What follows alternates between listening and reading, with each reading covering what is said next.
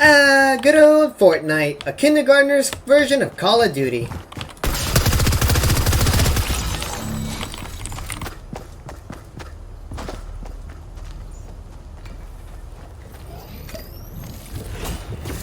Why?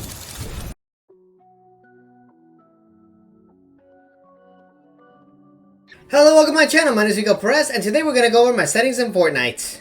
I already went over my settings for Apex Legends, Valorant, even my graphics card, which, if you guys haven't seen any of those videos, I will have them listed in a link down in the description box below. And to continue the series, we're going to go over my settings that I'm currently using in Fortnite. And before we get started, please be sure to like this video and subscribe to my channel. And do not forget that I live stream every single Wednesday and Sunday on twitch.tv/itsMiguel_Perez. I will leave it up on the screen and in the description box below. And now, let's get started. Alright, to start things off, we're going to go over my video settings. So for display, my window mode, always have it set to full screen. Resolution is 1920 by 1080, 16 by 9. And my frame rate limit, believe it or not, I actually play with a capped frame rate of 144 frames per second. Don't ask me why I do this. I honestly can't give you an answer. Moving on, brightness set to 100. User interface contrast 1x. Colorblind mode is off. Colorblind strength is off. Graphics quality. Actually, before I go into this, I might as well go into my advanced graphics. So for my rendering mode, I have it set to performance alpha.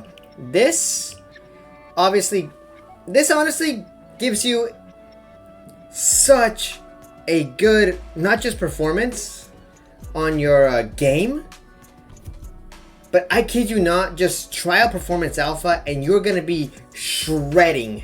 This is the best graphics setting in Fortnite at the moment.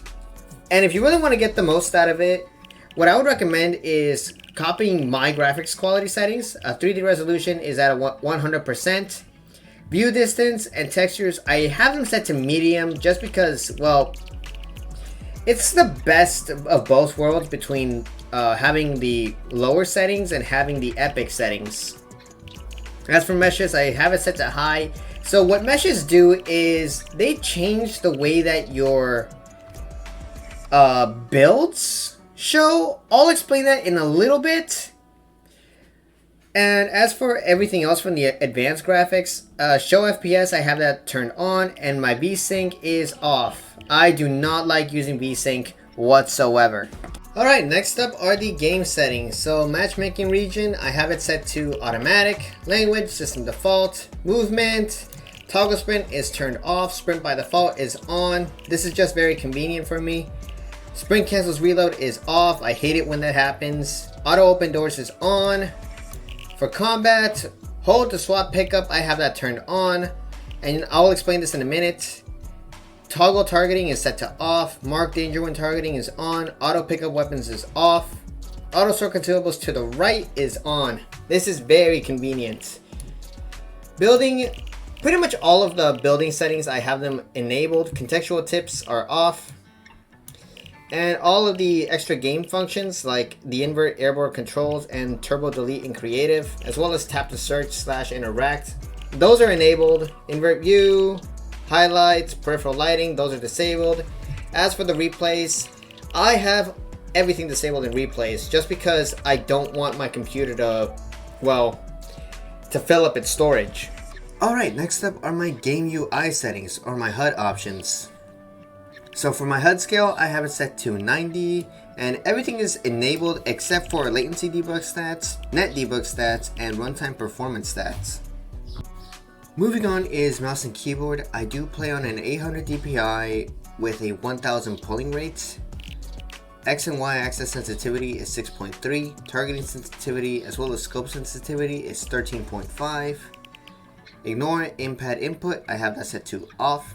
Lock input method as mouse is off. Sensitivity multiplier for the aircrafts is 100%. And invert mouse controls is off. My audio settings are pretty much the same as everybody else's. The only thing that I ever do is the music. I have it set all the way down to 0. I don't like listening to the music in the game, and licensed audio, I just have it set to mute all. And the moment you've all been waiting for, my keybinds. So my moving keybinds are the exact same as everybody else's. I use WASD to move, jump with my spacebar. The one thing that I do a little bit differently is I have my crouch key set to my left shift. I am using lightweight switches, that's why I even have it on my left shift. Fire and target are pretty much the same, reload is the same, and use, earlier I mentioned that I have, give me a moment. If I could just find it. Hold to swap pickup enabled. The reason why that's the case is because over here for my interact key or my use key, I have it set to E and I also use my mouse wheel up. So I use mouse wheel up in order to pick up items quickly, and then I just press and hold on my E key whenever I want to replace something that I see. My harvesting tool is my middle mouse button, which is my scroll wheel.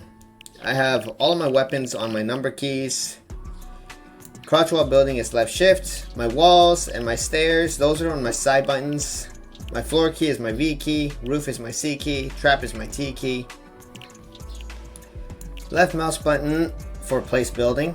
Upgrade and repair, I have that set to G. Rotate building is R.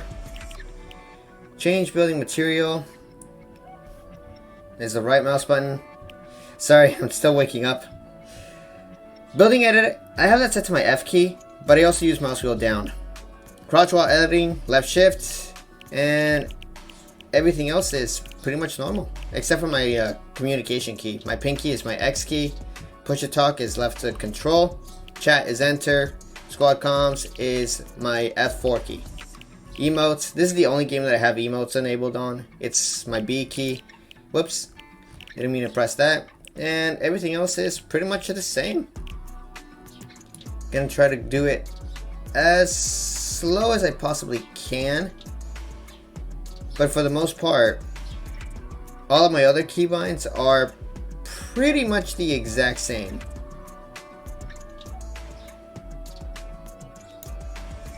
Gonna do it one more time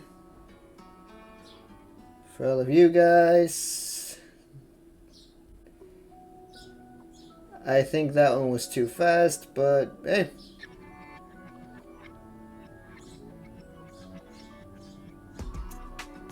Alright, and that's it for my keybinds. And last but certainly not least are my controller settings. Now, I do use an Xbox One controller, but these are applicable to PlayStation controllers as well. So aim down sights and attack / confirm are the same. My previous weapon and next weapon are my bumper buttons. Everything else from inventory to emotes is on my D-pad. Switch mode is on Y, reload is X, edit is B, A is my jump key, my jump button, my bad. Toggle pickaxe, I have that bound to my left joystick, and my crouch bind is on my right joystick. Build controls, wall and stair are on my triggers, floor and roof are on my bumpers. It's the same thing for all of my other keys, Why do I keep saying keys? Everything else is the same for my D-pad. Switch mode, edit, jump, trap picker, and everything else. All of my X, Y, A, B buttons. Pickaxe and crouch are the same. Edits, left trigger select, right trigger confirmed. I almost messed up my K. I cannot talk today. Reset is B, A is my jump key, crouch is R, and L is toggle pickaxe again. And finally, ability controls. You know what? I think I'm just going to let you guys look at my ability controls. I'm not even going to bother explaining it. Alright, that's it for my controller.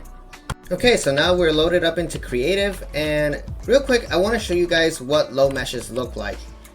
Putting up a wall, and as you can see, it kind of looks like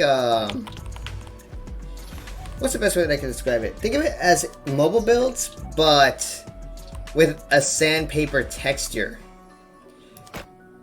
And it's like that for literally every single material that you have. I mean, if you can get used to this, I guess you could use it.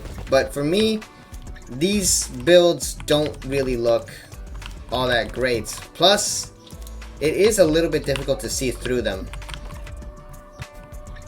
Okay, now I switched over to the high meshes, and everything just looks a lot smoother with the high meshes on.